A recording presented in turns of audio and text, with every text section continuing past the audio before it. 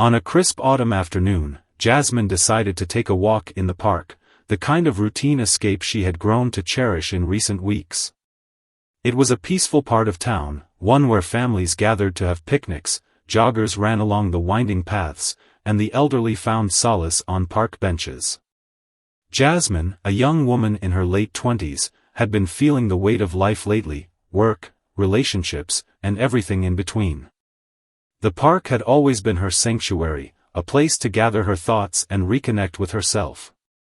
She walked alone, her footsteps echoing softly against the gravel path as the golden rays of the setting sun filtered through the trees. The leaves crunched beneath her boots, their vibrant red and orange hues a stark contrast to the cool blue sky. Jasmine loved the quiet of the park, how it seemed to slow the world down. The air smelled faintly of earth and pine, a scent that calmed her mind. She didn't have a destination in mind, she simply wandered, letting the sounds of nature drown out the noise of the world. The park was nearly empty that afternoon. A couple of kids kicked a soccer ball near the playground, their laughter ringing in the air. An elderly man sat on a bench, his hands clasped together, watching the world pass by in a meditative silence. Jasmine smiled as she passed him, giving a polite nod before continuing down the path. She loved this time of day, when the sun was just starting to dip below the horizon and the world felt a little more peaceful. As she walked further into the park, she passed a few familiar spots, the pond where children fed the ducks, the old oak tree where couples often sat, their faces hidden behind the branches. Jasmine's thoughts were distant, lost in the ebb and flow of her own mind. She didn't notice the man walking behind her at first, but she could feel his presence as he grew closer.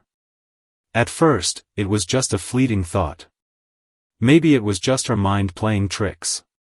But then, the sound of his footsteps, steady and purposeful, grew louder.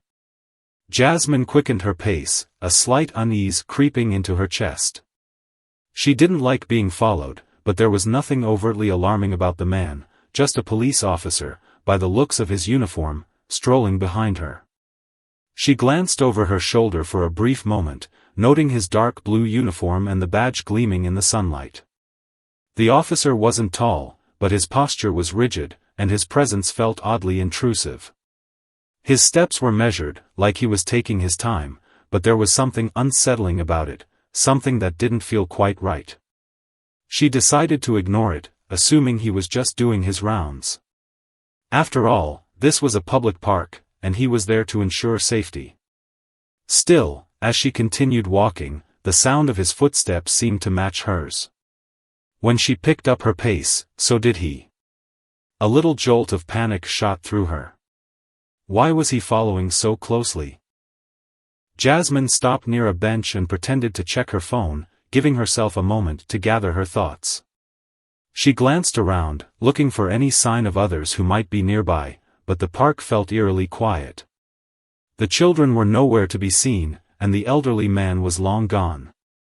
Jasmine's fingers tightened around her phone as she debated whether to call someone. It wasn't like she was in any immediate danger, but something about the officer's behavior was making her uncomfortable. As if on cue, the officer slowed his pace and came to a stop beside her. He greeted her with a forced smile, his tone polite but stiff. "Nice afternoon for a walk, isn't it?" he said, his voice low and slightly tinged with authority. Jasmine forced a smile, nodding. "Yes, it is." There was a beat of silence, and for a moment, it felt like the entire world had quieted down, save for the sound of his breath and her own heartbeat. Her fingers flexed, still gripping her phone, but she didn't make any moves to dial a number.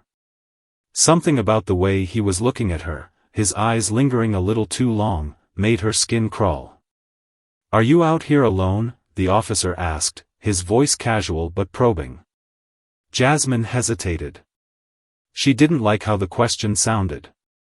"Just taking a walk," she replied, trying to sound confident, hoping her tone wouldn't betray the anxiety creeping up on her. She glanced around again, half expecting someone else to appear out of nowhere. The officer's smile faded a little as he seemed to notice her discomfort. There was a brief moment where he looked almost curious. Jasmine couldn't quite place it, but the air between them seemed to shift. She took an involuntary step back, instinctively moving away from him. The officer didn't follow immediately, but his gaze never left her, lingering a little too long. "I'll let you be," he said, a little too quickly. But as he turned to walk away, Jasmine couldn't shake the feeling that something was off. She watched him walk down the path, his steps purposeful once more. For a long moment, she stood still, trying to regain some composure. Her heart was racing, and she could feel the tension in her shoulders. What had just happened? As she continued her walk, the unease didn't go away. Her thoughts raced, replaying the brief exchange in her mind. Had she overreacted? Maybe he was just making conversation, trying to be friendly. But the way he had looked at her, the way his presence felt too oppressive, it was something she couldn't quite shake. Little did she know, the situation would escalate far beyond the strange encounter she had just experienced. What seemed like an innocent interaction on a quiet day in the park would soon turn into a nightmare that would change everything. And the officer, who had unknowingly crossed paths with someone far more powerful than he realized, was about to learn a hard lesson about the consequences of abusing authority. Jasmine didn't see it coming. But everything was about to change later that evening. Jasmine couldn't shake the feeling of unease that had settled in her chest after her encounter with the officer. It was as though a lingering shadow followed her, one that she couldn't quite place. As she sat on her bed, trying to distract herself with her phone, the images of the officer's face, his eyes lingering on her, played over and over in her mind. She hadn't been able to sleep properly in days, but tonight, her anxiety felt sharper, more real. She wasn't sure why, but something told her she needed to tell someone about what happened. At first, she thought about calling her best friend, but the more she thought about it, the less she wanted to revisit the memory. The truth was, she didn't know what had happened. She didn't know if she should be afraid, or if she was simply overreacting. But she knew one person who would understand, who would listen, and who would be able to help her navigate the situation. Jasmine took a deep breath and dialed the number. It rang for a few moments before her father picked up. "Hey, kiddo," his voice came through the phone, steady and reassuring, as always. "Hey, Dad. Are you busy?" she asked, trying to mask the edge of anxiety in her voice. "Not too busy." "What's going on?" he replied, his voice immediately softening. Jasmine hesitated for a moment, unsure of how to put her feelings into words. She had always been close with her father, but this was different. She didn't want him to think she was overreacting, or that she was being paranoid. But the more she thought about it, the more she realized she needed to share what happened. "I was at the park today," she began slowly, her words coming out in fragments. "And there was a cop. He approached me. At first, I thought he was just making small talk, you know? But then it felt weird. Like, really weird. I felt uncomfortable, like he was watching me too closely." She paused, her fingers gripping the phone tighter as she braced herself for her father's response. The silence on the other end seemed to stretch for eternity. "Jasmine," her father's voice finally came, low and controlled. "What do you mean, weird? What did he do?" Her heart raced, but she took a deep breath, pushing the fear aside. "He asked if I was alone. And then, he just kept looking at me. I don't know, Dad, it was like something wasn't right. I felt trapped, like I couldn't move." Her father's voice shifted, the calm demeanor he always had beginning to crack with concern. "What do you mean, you couldn't move? Did he touch you?" Jasmine felt a lump rise in her throat. She hadn't wanted to say it out loud, but now that the question had been asked, the weight of it hit her with full force. "He did. He touched me. I froze, Dad. I didn't know what to do. It all happened so fast." The silence on the other end of the phone was deafening. She could hear her father breathing heavily, trying to process what she had just said. Her heart sank, and for the first time since the encounter, Jasmine felt a wave of fear rush through her. She didn't know if she had done the right thing by telling him. But deep down, she knew she couldn't handle this alone. "Where are you?" her father asked, his voice now firm, protective. "I'm coming to get you." "I'm at home," she said quickly. "I'm okay, Dad. I just..." "No. Stay where you are. I'm coming over." "I'll be there in 10 minutes, he interrupted, his tone brokering no argument. Jasmine didn't argue. The urgency in her father's voice was enough to make her understand how serious this was. She sat down on the couch, hugging her knees to her chest, waiting for him to arrive. The quiet of the house seemed suffocating, and for the first time in a long while, she felt truly scared. When her father arrived, he wasted no time. His tall frame filled the doorway as he stepped inside, his usual stoic expression now replaced with something far more intense. He didn't ask for details immediately. Instead, he sat down next to Jasmine, pulling her into a tight embrace, as though he could shield her from the world with just his presence. "I'm so sorry this happened, Jasmine," he said softly, his voice filled with an emotion she hadn't heard in years, guilt. "I should have been there for you." "You didn't know," she replied, her voice muffled by his shirt. I didn't know what to do. I didn't want to make a scene." Her father pulled back slightly to look at her.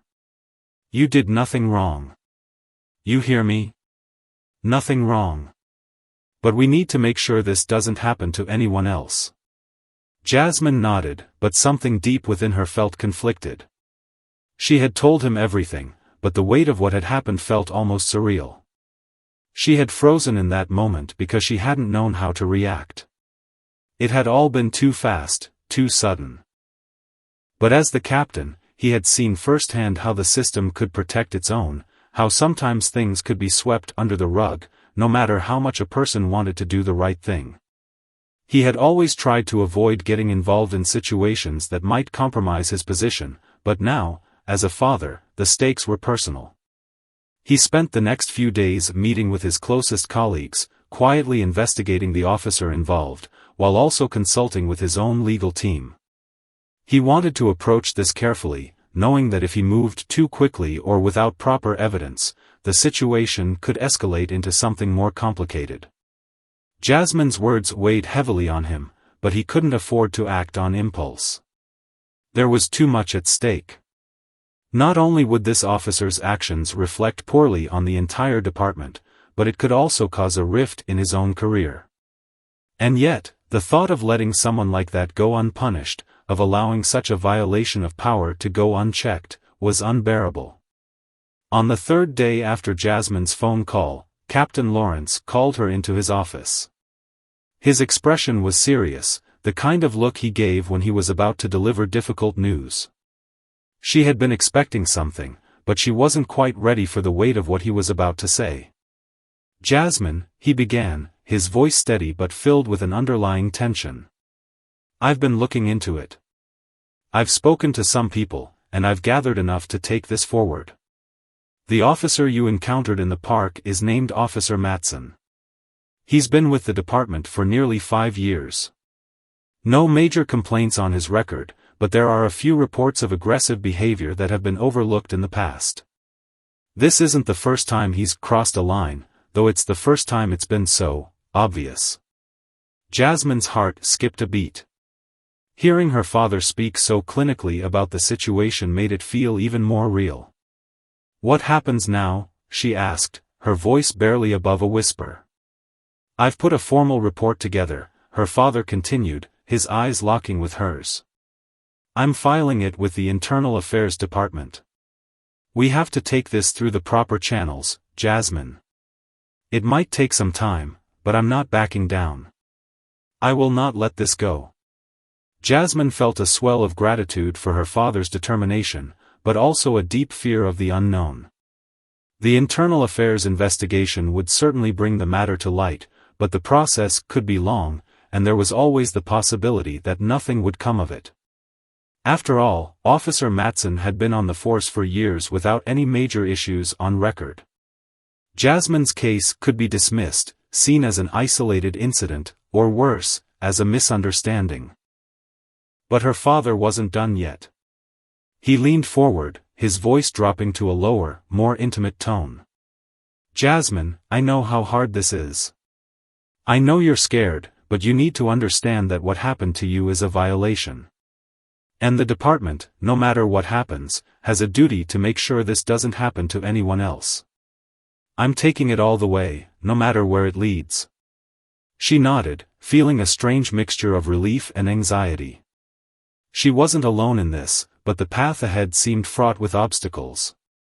The officer was just one person, but his actions reflected a much larger issue, a systemic problem that couldn't be ignored. If this was happening on a smaller scale, who knew how often it happened behind closed doors, away from the public eye? The days that followed were filled with tension. Jasmine continued her daily life, but everything had changed. She couldn't help but feel like she was under a microscope, her every move scrutinized, even as the investigation began. Every time she left her apartment, she found herself looking over her shoulder, as if expecting someone to be watching her. The sense of vulnerability, of being exposed, lingered in the back of her mind. Meanwhile, Captain Lawrence was in the midst of navigating the political ramifications of his decision. As a well-respected officer in the department, he had to tread carefully. Internal Affairs would launch their investigation, but there were always whispers of cover-ups, of officers protecting one another. He was determined to see it through, but he knew the risks involved. This wouldn't be an easy fight. Then, a week after Jasmine's initial report, something unexpected happened. Jasmine received a phone call late one night, just as she was getting ready for bed. The number was unfamiliar, but when she picked up, a woman's voice on the other end introduced herself. "Ms. Lawrence, this is Detective Amy Sullivan from Internal Affairs. We've reviewed the initial report and would like to schedule a formal interview with you. This is a serious matter, and we're going to get to the bottom of it." Jasmine's heart raced. This was it. The investigation was officially moving forward. The reality of it all hit her like a wave. She wasn't just a bystander anymore, she was part of the system, helping to expose something that had been hidden for too long. Over the next few days, Jasmine met with Detective Sullivan, giving her a full, detailed account of what had happened in the park. The detective was thorough, asking Jasmine every question, probing into every detail. Jasmine could feel the weight of the situation, but at the same time, there was a sense of empowerment she hadn't felt before. She wasn't just a victim anymore, she was a catalyst for change. As the investigation progressed, whispers began to spread throughout the department. Officer Matson, who had once seemed untouchable, was now under scrutiny. Internal Affairs began pulling together evidence, interviewing witnesses, and gathering statements from other officers who had worked with him. Some were reluctant to speak up, but others were more forthcoming, sharing their concerns about his conduct, the ways he had pushed boundaries with his authority. The truth began to surface, and the consequences of Matson's actions were becoming impossible to ignore. Jasmine realized that the fight ahead wouldn't be just about one officer, it was about changing a system, about bringing to light the ways power had been misused for far too long. For Jasmine, the journey was just beginning. But with her father's unwavering support and the determination to see justice done, she felt stronger than she had in years. She had chosen to speak up, to not let fear control her. And in doing so, she had set in motion a chain of events that could change everything. The truth was no longer something to be whispered about in dark corners, it was now something that would be brought into the light, where everyone could see it. As weeks passed, the pressure of the investigation started to mount, not just for Jasmine but for the entire police department. Officer Matson's past began to unravel under the scrutiny of Internal Affairs. Jasmine's courage to speak out was now part of a larger wave of revelations that had been buried for too long. The process was slower than anyone had hoped, with each interview and piece of evidence presenting new obstacles. But despite the frustration, Jasmine couldn't shake the feeling that something significant was shifting, not just within her family, but within the system as a whole. One afternoon, as she sat in her father's office waiting for an update on the investigation, Captain Lawrence came in looking more exhausted than usual. His face, always calm and composed, now showed the signs of wear, with the deep lines on his forehead and the slight droop in his eyes that only came with days of sleeplessness. Jasmine rose from her seat, concern immediately flooding her. "Dad?" she asked quietly. "What's going on?" Her father ran a hand through his hair, something he did when he was trying to organize his thoughts. "The investigation's gotten complicated," he said, his voice tight with frustration. "Some of the higher-ups are trying to shut it down. They're pushing for a misunderstanding scenario. They don't want this to go any further, Jasmine." Jasmine's heart dropped. She had known there would be resistance, but hearing it confirmed stung in a way she hadn't expected. "What are we going to do?" she asked, trying to keep her voice steady. "Are we just supposed to let him go?"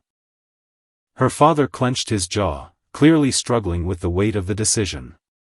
"Not if I have anything to say about it," he muttered. "But I can't do this alone. I've got to make some tough calls, and right now, things aren't looking good. Internal pressures building. They're playing the political game, Jasmine. It's not just about one officer, it's about keeping the department's image intact." Jasmine felt a sharp pang of disappointment. Her father had always been the embodiment of integrity, the one person she had always trusted to do the right thing. The idea that his position within the department could be threatened by something as simple as doing the right thing made her stomach churn. "But Dad, this isn't just about politics," Jasmine said, her voice trembling with the weight of her conviction. "It's about what happened to me. And it's about what happens to other people, to women, to anyone who's vulnerable. We can't just let this slide.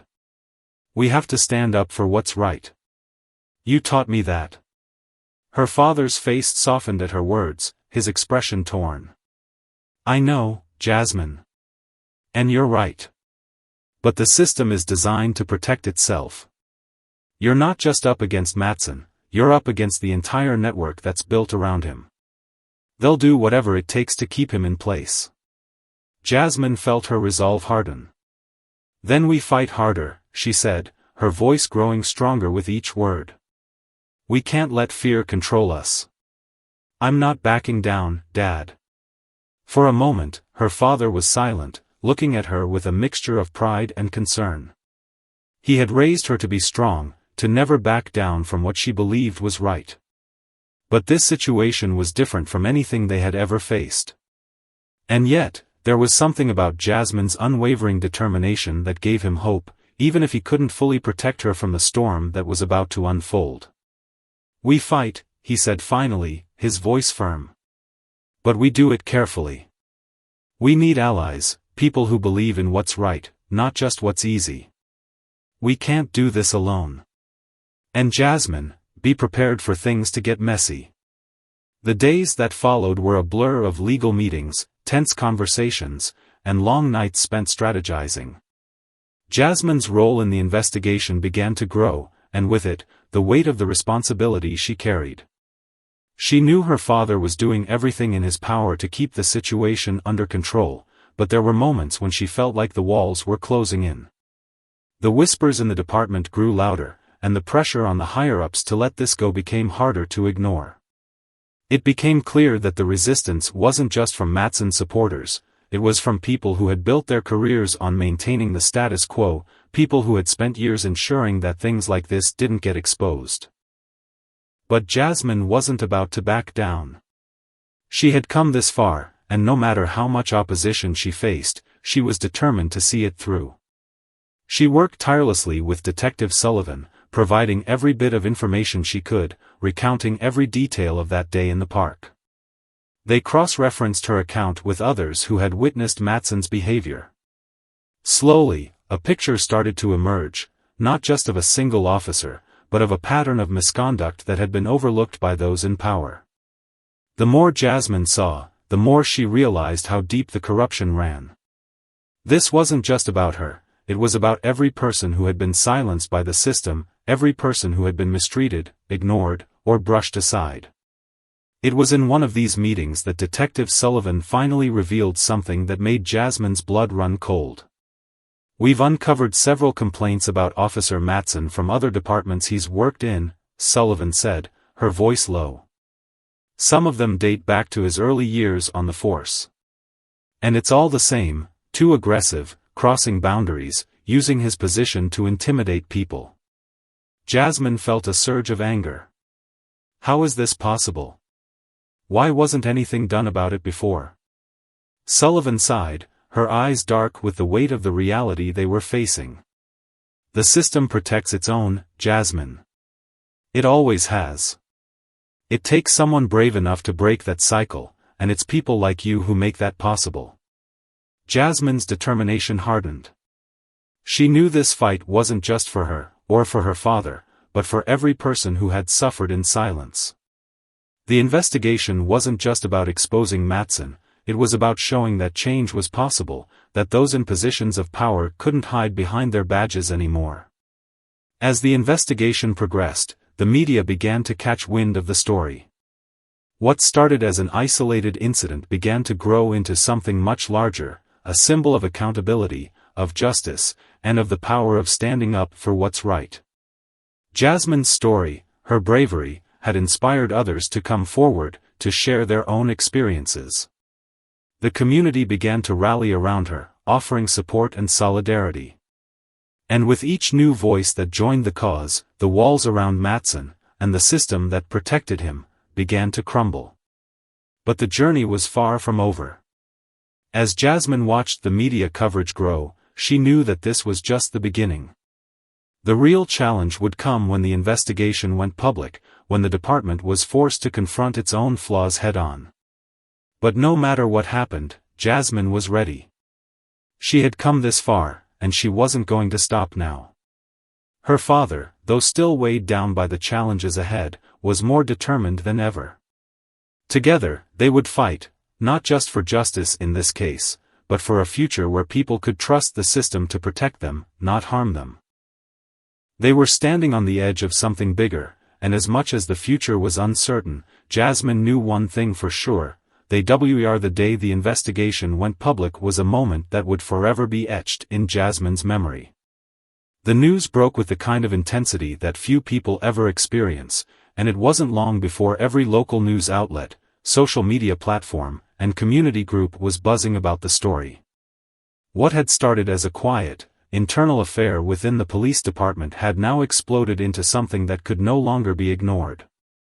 Jasmine felt the weight of every eye on her as her face appeared on TV screens, as her name was splashed across headlines. She had always been a private person, but now her life had become a symbol for something much larger than herself. Her father, though a seasoned officer with decades of experience, had never anticipated this level of attention. He'd always been careful about what he shared with the public, but now, his own integrity was being questioned by the same system he had devoted his life to. He had spent years climbing the ranks, building a reputation based on hard work and fairness. But now, standing in the middle of a media storm, he realized how fragile that reputation could be. And yet, he wasn't afraid to stand by his daughter. He knew the fight ahead would be difficult, but he also knew it was necessary. This wasn't just about exposing one corrupt officer, it was about changing a broken system, about forcing those in power to reckon with the injustices that had been allowed to persist for far too long. The days following the media frenzy were a whirlwind. Detective Sullivan continued to work behind the scenes, conducting interviews, gathering evidence, and digging deeper into the systemic issues that had allowed Matson's behavior to continue unchecked. Jasmine found herself constantly on edge, aware of the growing scrutiny not only on her father but on herself. She began to receive messages from strangers, some offering support, others questioning her motives. It was a strange feeling, to be so visible, to have her personal life exposed in such a public way. But she pushed those feelings aside, focusing instead on the bigger picture. As the investigation unfolded, Jasmine's role grew more prominent. She was no longer just a victim, she had become an advocate, a voice for others who had been silenced. More women began to come forward, sharing their own stories of harassment and abuse by law enforcement officers who had used their position to intimidate and control. It was painful to hear, but also empowering. Each new testimony strengthened Jasmine's resolve. She had known for a long time that this was bigger than just one officer, but hearing the stories of others confirmed what she had feared, that this kind of abuse was far more widespread than anyone could have imagined. At the same time, the pushback from within the department grew more intense. Officers who had once been colleagues of Captain Lawrence began to distance themselves from him, citing the pressure of public opinion and the desire to maintain order within the force. The higher-ups continued to fight for a cover-up, downplaying the significance of the incident, dismissing it as a personal misunderstanding. They used every tool at their disposal to try and discredit Jasmine's claims, attacking her character, questioning her integrity. It wasn't just Officer Matson they were trying to protect, it was the entire structure that had allowed him to abuse his power without consequence. Jasmine felt the weight of those attacks, but each time she faced them, she grew stronger. It was as if the more they tried to discredit her, the more determined she became. She found herself speaking at rallies, sharing her story in interviews, and using the platform she had gained to amplify the voices of others who had been silenced by fear. Her father, though quietly struggling with the political ramifications of his actions, was always there by her side, offering his unwavering support. They were in this together, and no matter what happened, they would face it as a team. Then came the day that changed everything, the day that Officer Matson was finally brought to trial. It had taken months of tireless work, countless interviews, and enough legal maneuvering to make even the most seasoned officer break a sweat, but the truth was undeniable. Matson was charged with multiple counts of misconduct, assault, and abuse of power. The news of his arrest sent shockwaves through the department, through the entire city. For Jasmine, it was a bittersweet moment. She had fought so hard for this, had endured so much, but there was still a part of her that felt empty. The battle wasn't over, not yet. The trial would be long, and there was still a chance that the system would fail her again. But for now, at least, there was a sense of justice, of accountability. It was a victory, but not the end. As the trial date approached, the pressure on the Lawrence family intensified. Jasmine's life became a delicate balancing act. She continued to speak out, to fight for justice, but she also knew that the eyes of the city were on her. Every decision, every word, was now under a microscope. She had always been a private person, someone who preferred to stay out of the limelight. But now, she had no choice but to stand tall, to be the voice for those who had been silenced for too long. The trial itself was an emotional roller coaster. Every day, Jasmine sat in the courtroom, listening to the testimonies of other victims, hearing the defense team try to discredit them, trying to paint Matson as a man who had simply made a mistake. But the evidence was overwhelming. The witnesses were credible, the documentation irrefutable. It was clear that Matson had used his position to intimidate, to manipulate, and to abuse. The prosecution hammered away at every lie, every attempt to downplay the gravity of his actions. In the end, Matson was found guilty. The jury deliberated for hours, but the decision was unanimous. It was a victory, but it came at a high cost. Jasmine's life had been forever changed by the events of that day in the park. The scars, both physical and emotional, would take years to heal. But there was a sense of closure, a feeling that, at least in this one case, justice had been served. Matson was sentenced to a long prison term, but for Jasmine, the true victory lay not in his conviction, but in the way the case had ignited a broader conversation about police accountability, about the treatment of women, and about the power dynamics that had allowed such abuse to go unchecked for so long. Her father, Captain Lawrence, had been vindicated. The department, though forever shaken, would now have to answer for its failings. And Jasmine, though scarred by the experience, emerged as a powerful force for change. She had used her voice to shed light on an issue that had been hidden for too long, and in doing so, had sparked a movement that would continue long after the trial had ended. But as she sat in her father's office, reflecting on everything that had transpired, she knew one thing for sure: this was only the beginning. The battle for justice, for change, was far from over. The fight would continue, not just in courtrooms, but in the hearts and minds of everyone who believed in the power of speaking out, of standing up for what was right. Jasmine had proven that one voice could make a difference. And as she looked toward the future, she knew that her voice would be heard, now and always. The aftermath of the trial was a strange mix of relief and exhaustion for Jasmine. As the dust settled, the weight of everything she had been through began to sink in. While justice had been served, it didn't erase the scars, both physical and emotional, that she carried with her. She had fought a battle that had seemed impossible at times, and though she had emerged victorious, there were days when the burden felt heavier than ever. Her name had become synonymous with resilience and courage, but in the quiet moments, she often found herself questioning whether the victory had truly been worth the cost. The battle had taken more from her than she had anticipated: her privacy, her peace of mind, her sense of safety.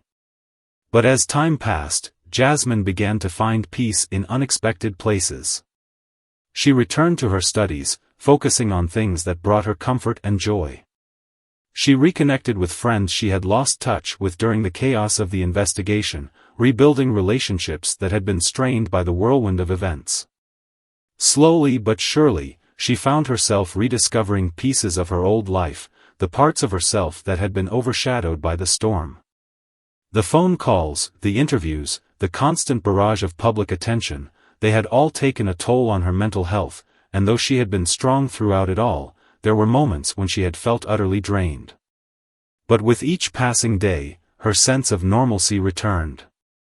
She began to focus on the smaller things, the quiet moments of peace, the moments where she could be herself without the weight of the world on her shoulders. She started volunteering at local shelters, speaking to young women about the importance of standing up for themselves, and sharing her story in a way that helped others. It wasn't about reliving the trauma, it was about using her experience to empower others, to remind them that their voices mattered. Slowly, her purpose began to shift. It was no longer just about her personal battle, but about the larger fight for women's rights, for accountability, for change. Her father, too, had begun to find his footing again. The months after the trial were difficult for him, as his career and reputation were called into question. There were people in the department who still questioned his loyalty, who wondered why he had allowed his daughter's case to take precedence over the department's image. But Captain Lawrence had never been one to back down, and despite the challenges, he stood firm in his beliefs. He had always known that true integrity wasn't about pleasing everyone, it was about doing what was right, no matter the cost. And while the road ahead was far from easy, he knew that he had made the right decision. He had stood by his daughter, had fought for justice, and in the end, it had all paid off. As months turned into a year, Jasmine found herself at the center of a movement that continued to grow. The story of her courage in the face of overwhelming odds had inspired countless others to speak out, to confront the injustices they had faced. Women who had suffered in silence for years came forward, sharing their own experiences with law enforcement and other systems of power. Jasmine was invited to speak at conferences, to participate in panels, and to lend her voice to initiatives aimed at reforming the justice system. She had become a symbol of strength, not because she had been perfect, but because she had been willing to face her demons and fight for a better future. But with this newfound role came a new set of challenges. The attention was constant, and while Jasmine understood the importance of her work, there were moments when she longed for the life she had before everything had changed. She yearned for the days when she could walk down the street without feeling the weight of public expectation bearing down on her. But as much as she missed her privacy, she knew she had a responsibility to the people who had been inspired by her. She was no longer just Jasmine Lawrence, she was a beacon of hope for those who had been wronged, a voice for those who had been silenced. Through it all, Jasmine had learned something invaluable. True strength wasn't about always being brave in the face of adversity, it was about recognizing when to lean on others, when to ask for help, and when to take a step back. There were days when she didn't feel strong at all, when the pressure of it all seemed too much to bear. But in those moments, she learned to rely on her family, on her friends, on the people who had supported her from the very beginning. The fight for justice was ongoing, but it was no longer something she had to face alone. Her father, though still carrying the weight of his own burdens, had become a stronger man because of everything they had been through together. The relationship between them had deepened in ways she hadn't thought possible. They had always been close, but the events of the past year had forged a bond that went beyond words. Together, they had faced the darkest parts of their lives, and together, they had emerged stronger. Captain Lawrence had become not just a father to Jasmine, but a partner in the fight for justice. In the years that followed, Jasmine became involved in shaping policy, working with lawmakers to push for greater accountability in law enforcement. She advocated for stronger oversight, for measures that would prevent the abuse of power that had been so prevalent in her own experience. It was a long road, filled with setbacks and obstacles, but Jasmine knew that this was her calling. She had been through hell and back, and now it was her turn to help others navigate their own battles. But the one thing that never left her was the reminder that change didn't come easily. It required a willingness to challenge the status quo, to stand firm in the face of overwhelming opposition. Jasmine had learned that the system didn't change overnight, but every small victory mattered. Every voice that was raised in protest, every law that was passed, every person who stood up for what was right, it all contributed to the greater movement. As the years passed, the city of Jasmine's youth slowly began to change. The trial of Officer Matson became a pivotal moment in the fight for justice, a moment when the world began to see how deep the corruption ran and how important it was to hold those in power accountable. And as Jasmine looked back on everything she had been through, she realized that she had done more than just fight for justice in her own case, she had become part of a larger wave of change that was sweeping across the country. Looking toward the future, Jasmine felt a deep sense of hope. She had seen firsthand what it meant to fight for justice, to stand up for what was right, and though the road ahead was still long, she knew that the fight was worth it. She had lost a part of herself along the way, but in return, she had gained something far more valuable, the power to make a difference, the strength to change the world around her, and the knowledge that true justice was always worth fighting for. As she stood in front of a crowd one last time, ready to speak about the journey she had taken, Jasmine Lawrence knew that the legacy of her fight would echo for years to come. And as the crowd cheered, she knew that it was only just the beginning.